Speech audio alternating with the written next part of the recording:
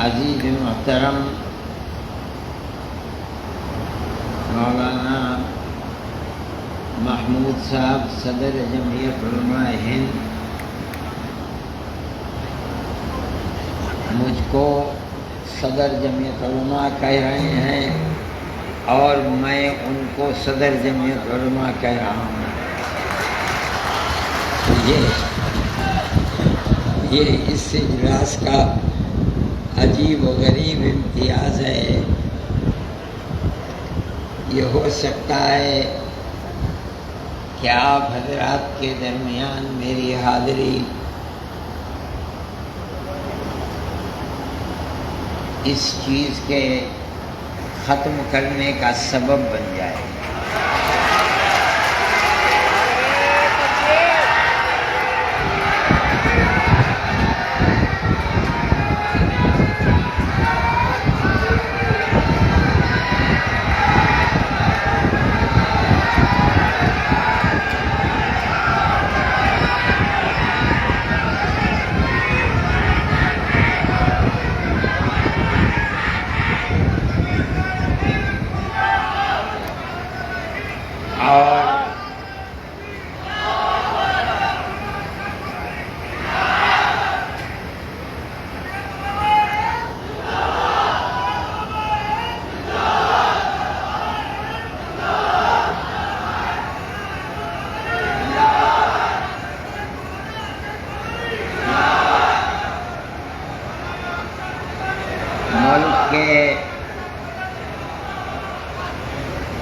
ملک کے موجودہ حالات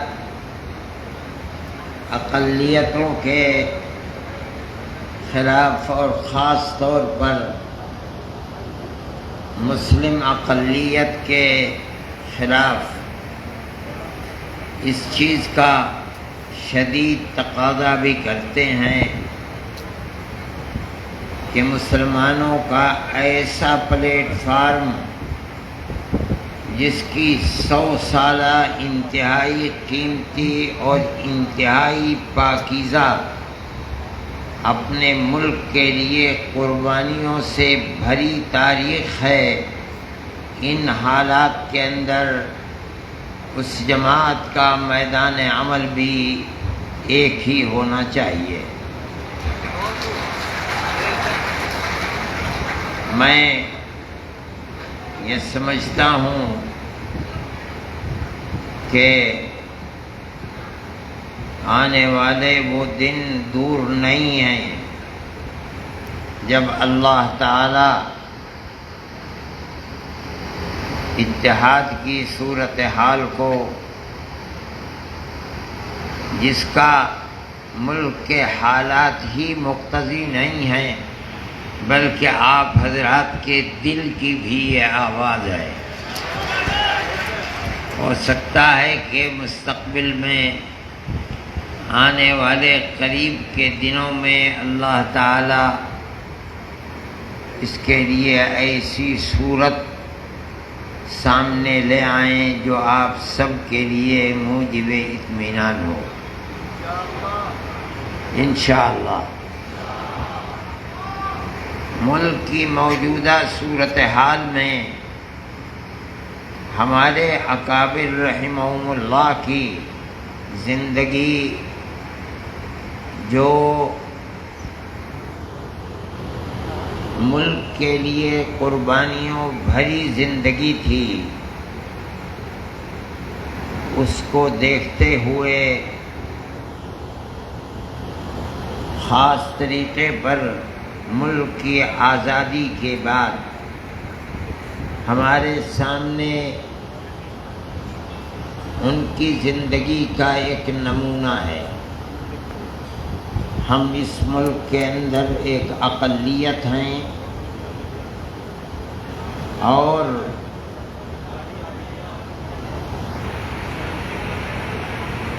ہماری زندگی ملک کی آزادی سے پہلے اور ملک کی آزادی کے بعد مختلف مشکلات اور مسائل کی زندگی رہی ہے۔ لیکن میں آپ حضرات کے سامنے اس بات کو رکھنا ضروری سمجھتا ہوں کہ ان حضرات نے جن کو اللہ نے بڑی بصیرت عطا فرمائی تھی، ہمارے وہ اکابر جنہوں نے قید و بند کی مصیبتوں کو ہنستے کھیلتے برداشت کیا تھا، ملک کی آزادی کے بعد جن مسائل سے مسلم اقلیت دوچار ہوئی، ان مسائل کا مقابلہ کرنے میں وہ لوگ کبھی سڑکوں پر نہیں اترے۔ آپ ان کی زندگی کو دیکھ لیجئے۔ مجھے خوب یاد ہے کہ ملک کی آزادی کے بعد اسی ہندوستان کے اندر بابری مسجد کا مسئلہ اٹھا۔ ہمارے اکابر رحمہم اللہ جن کی زندگی مجاہدانہ زندگی تھی، ہتھیلی پر جان رکھ کر میدان عمل میں کام کرنے والے لوگ تھے، وہ سڑکوں پر نہیں اترے۔ یہاں دیوبند میں بقرعید صبح کو ہونے والی ہے، رات میں فورس آئی اور اس زمانے میں گائے ذبح کی جاتی تھی، سب کو بھر کر لے گئی۔ یہ ایک واقعہ مسلمان کے سامنے ملک کی آزادی کے بعد اس طرح کا سب سے پہلا واقعہ تھا۔ وہ لوگ سڑکوں پر نہیں اترے، اس لیے کہ میں آج آپ سے یہ بات اس لیے کہہ رہا ہوں کہ آج مسلمان کے سامنے اس طرح کے واقعات شہر بشہر، صوبہ بصوبہ ہیں۔ آپ کے اکابر نے جس طریقے کو اختیار کیا تھا، آپ اسی طریقے کو اگر اپنائیں گے تو آپ کامیاب ہوں گے، ورنہ آپ ناکام ہو جائیں گے۔ ملک ہمارا ہے، ہم کہیں باہر سے نہیں آئے۔ دنیا کے دوسرے ملکوں کے اندر، امریکہ میں، برطانیہ میں، فرانس میں، اٹلی میں، ساری دنیا کے لوگ آپ کو ملیں گے۔ ہر آدمی اپنی شکل و صورت، اپنے قد و قامت، رنگ و روپ، اپنی زبان کے اعتبار سے پہچانا جاتا ہے، اور دنیا پہچان لیتی ہے کہ یہ فلاں ملک کا رہنے والا ہے۔ لیکن ہندوستان کے اندر یہاں کا مسلمان اپنی شکل و صورت کے اعتبار سے، زبان کے اعتبار سے، قد و قامت کے اعتبار سے، رنگ و روپ کے اعتبار سے اکثریت اور اقلیت میں کوئی امتیاز اور فرق نہیں رکھتا۔ اس کا مطلب یہ ہے کہ ہم سب اسی ملک کے رہنے والے ہیں اور ہمیشہ سے رہنے والے ہیں۔ یہ آج ملک کی بدقسمتی ہے کہ ملک کی اکثریت جس فرقہ پرست ذہنیت کا شکار ہو گئی ہے، اور جو فرقہ پرست ذہنیت اپنے ہاتھ میں طاقت رکھتی ہے، وہ مذہب کی بنیاد کے اوپر امتیاز کر رہی ہے اور نفرت کو پیدا کر رہی ہے۔ میں آپ حضرات کے سامنے یہ پیغام دینا اپنا فرض سمجھتا ہوں، اپنے اکابر کی زندگی کو سامنے رکھتے ہوئے، کہ آپ جہاں ہیں، جس جگہ ہیں، ان حالات کا مقابلہ کریں، پست ہمتی کو نہ آنے دیں، لیکن حالات کا مقابلہ سڑکوں پر اتر کر نہیں کریں، بلکہ پیار و محبت کی بارش برسا کر کریں۔ اگر آپ اس طریقے کو اپنائیں گے تو آپ یقین کیجئے کہ آپ کامیاب ہوں گے، خدا کی نصرت آپ کے ساتھ ہوگی۔ صحیح ہے، دنیا کی طاقت ان لوگوں کے ہاتھ میں ہے جن کو ہم دیکھتے ہیں، ملک کو آگ لگی ہے لیکن قسم کھانے کے لیے کسی کی زبان سے کلمہ خیر نہیں نکلتا۔ اللہ دیکھ رہا ہے اس کو، خدا احکم الحاکمین ہے، دیر ہے اندھیر نہیں ہے۔ لیکن سوال پیدا ہوتا ہے کہ مجھے اور آپ کو کیا کرنا چاہیے؟ اگر ہم اللہ اور اس کے رسول کے دیے ہوئے وہ پیغامات، وہ قرآن کی آیتیں، وہ رسول اللہ کے فرمان، جن کو مذہب کی بنیاد پر نہیں، انسانیت کی بنیاد پر پیار و محبت کی جو تعلیم ہے، اگر مسلمان خدا کی توفیق سے ہم اس کو سینے سے لگائیں گے اور مضبوطی کے ساتھ تھامیں گے، قطع نظر اس کے کہ کسی کا دین، دھرم اور مذہب کیا ہے، ہم پیار و محبت کا ہاتھ بڑھائیں گے، ایک دوسرے کے ساتھ قربت کو اختیار کریں گے، تو میں یقین کے ساتھ کہتا ہوں کہ اللہ احکم الحاکمین کی نصرت ہمارے ساتھ ہوگی، اور انشاءاللہ ہم کامیاب ہوں گے۔ آگ لگانے والے خود اس آگ میں فنا ہو جائیں گے، پیار و محبت کو اٹھانے والے انشاءاللہ کامیاب ہوں گے۔ میرے بھائی، آپ جہاں ہیں، بڑے شہروں میں ہیں تب، چھوٹے قصبات میں ہیں تب، دیہاتوں کے اندر ہیں تب، مدرسے چلاتے ہیں تب، اسکول چلاتے ہیں تب، آپ اپنے بھائیوں کے دکھ درد کے اندر شریک ہوں، ان کو قریب کریں، آپ دکھلائیں کہ مدرسوں کے اندر کیا تعلیم دیتے ہیں، اسکولوں کے اندر کیا تعلیم دیتے ہیں، آپ بچوں کو کیا سکھاتے ہیں، مدرسوں میں کیا پڑھاتے ہیں۔ آپ ان حالات کا مقابلہ اگر کر سکتے ہیں تو اسی طرح کر سکتے ہیں۔ جو لوگ یہ سمجھتے ہیں کہ ہمت کے ساتھ مقابلہ کرنے کے لیے سڑکوں پر اتریں، وہ انتہائی غلطی کر رہے ہیں، اور ملک کے مستقبل کو، اقلیتوں کے مستقبل کو، اکثریت کے مستقبل کو برباد کر رہے ہیں۔ میرا یہ موقع نہیں تھا، میں تو ان کے بلانے کے اوپر آیا، لیکن میں نے دیکھا کہ مجھ سے پہلے آنے والے لوگ اس طرح کی باتیں کر رہے ہیں، تو میرا جی چاہا کہ میں بھی اپنے اس پیغام کو آپ کے سامنے رکھوں۔ یہ چاہتی ہے دنیا، ارباب اقتدار چاہتے ہیں کہ کسی طرح مسلمان ہندو کے مقابلے کے اوپر، اقلیت اکثریت کے مقابلے پر سڑکوں پر آ جائے اور باہم ہاتھا پائی ہو۔ میں یہ کہتا ہوں کہ مسلمان اس کو لکھ لے کہ اگر کسی ایک جگہ بھی مسلمان یہ کرتا ہے تو میں کہتا ہوں 100% کہتا ہوں کہ وہ فرقہ پرست ذہنیت کو تقویت پہنچا رہا ہے۔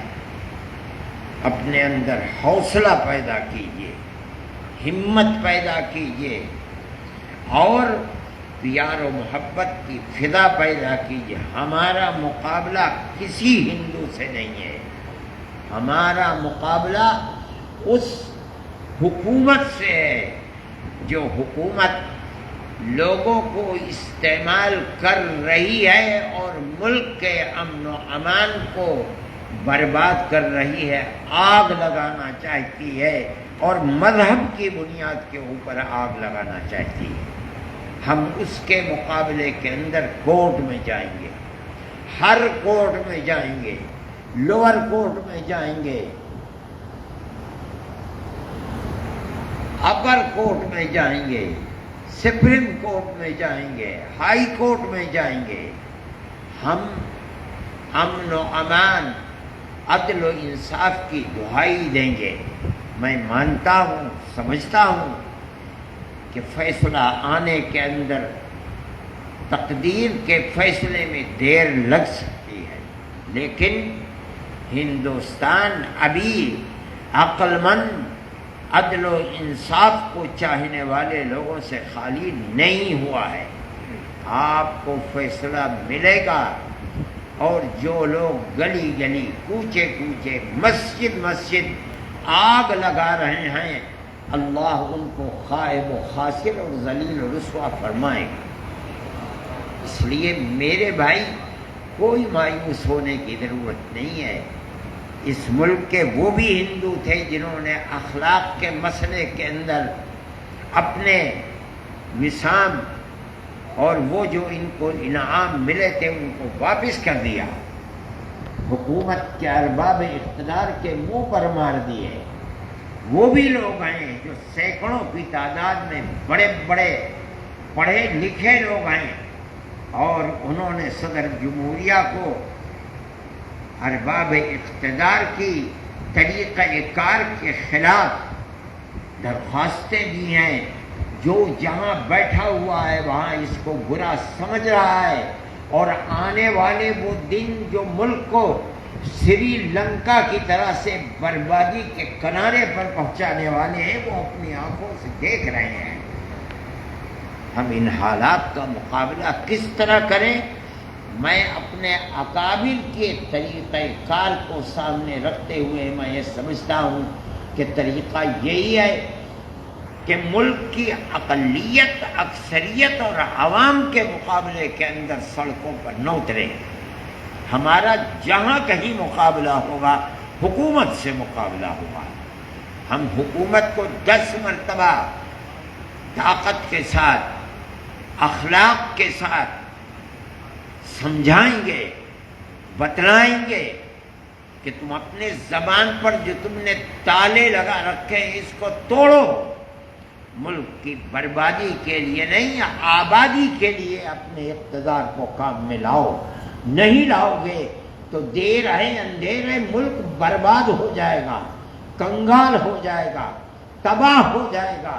نہ اکثریت اکثریت رہے گی، نہ اقلیت اقلیت رہے گی۔ جو ملک کے حالات ہیں ان کو سمجھیے۔ میں بھائی ہونے کی حیثیت سے آپ سے کہتا ہوں کہ آپ مقابلہ پیار و محبت کے ساتھ کریں، تبھی آپ کامیاب ہو سکیں گے۔ جمعیت علماء کا یہی ایک پیغام ہے، میرا پیغام نہیں ہے، جمعیت علماء کے بزرگوں کا یہ پیغام ہے، ان کی زندگی ہے۔ انہوں نے کبھی اس چیز کو سامنے نہیں رکھا کہ وہ سڑکوں کے اوپر اتریں اور سامنے آ کر کے یہ بات کریں۔ نہیں، بابری مسجد کے مسئلے کو پہلے دن وہ کورٹ کے اندر لے گئے، اور جمعیت علماء آخری وقت تک کورٹ ہی کے اندر اس کو لڑتی ہے۔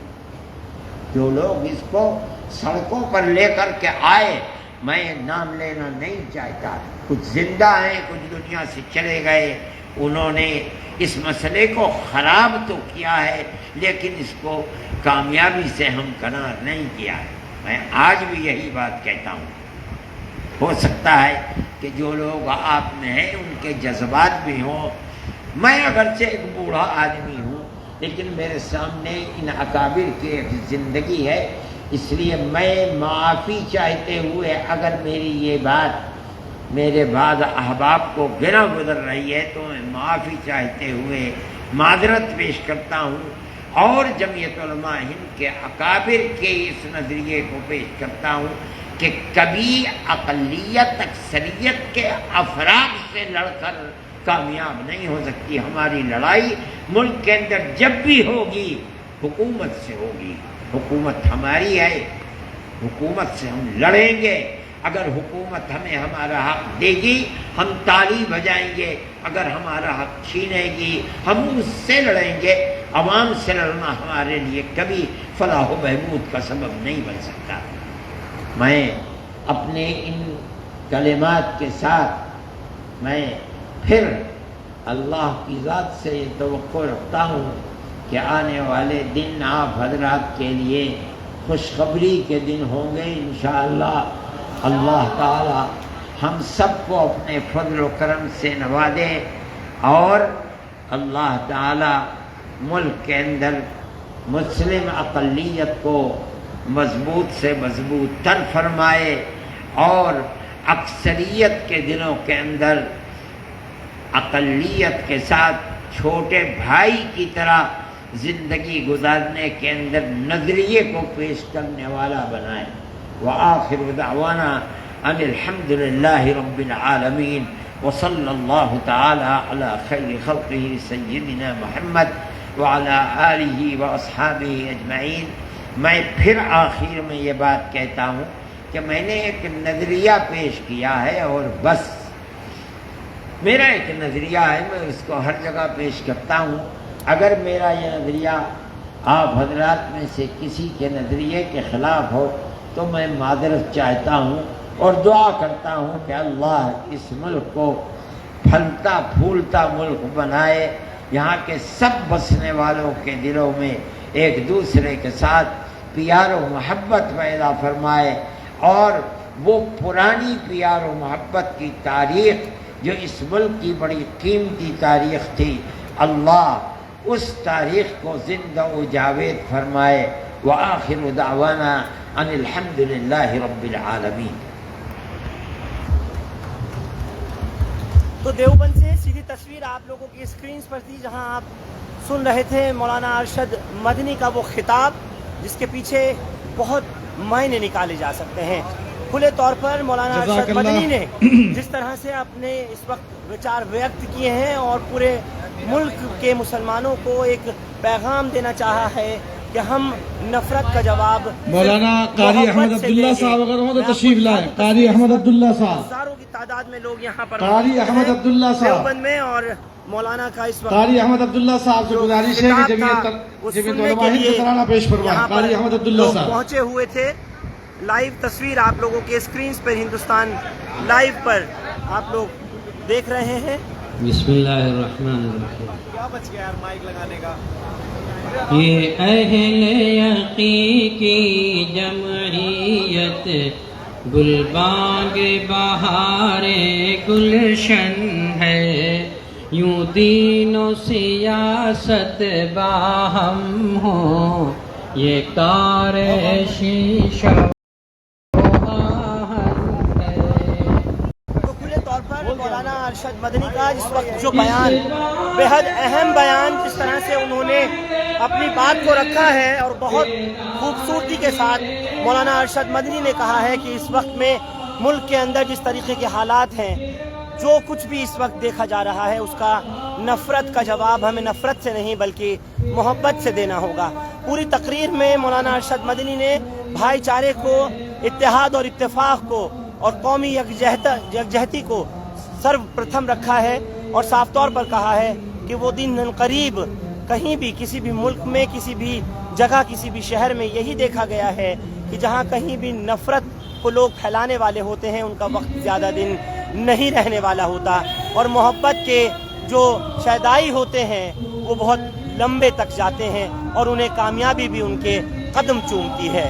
आप लोग देवबंद से हमारे साथ दारुल उलूम से जुड़े इस खास पेशकश में आप सबका बहुत बहुत शुक्रिया। हिंदुस्तान लाइव फरहान याहिया यूट्यूब पर सब्सक्राइब कर सकते हैं और क्लिक कर सकते हैं बेल आइकन हमारी खबर की पहली नोटिफिकेशन के लिए। फेसबुक पर हमारा page Hindustan live Farhan Yahya follow और लाइक कर सकते हैं। बहुत बहुत शुक्रिया। Thank you for now.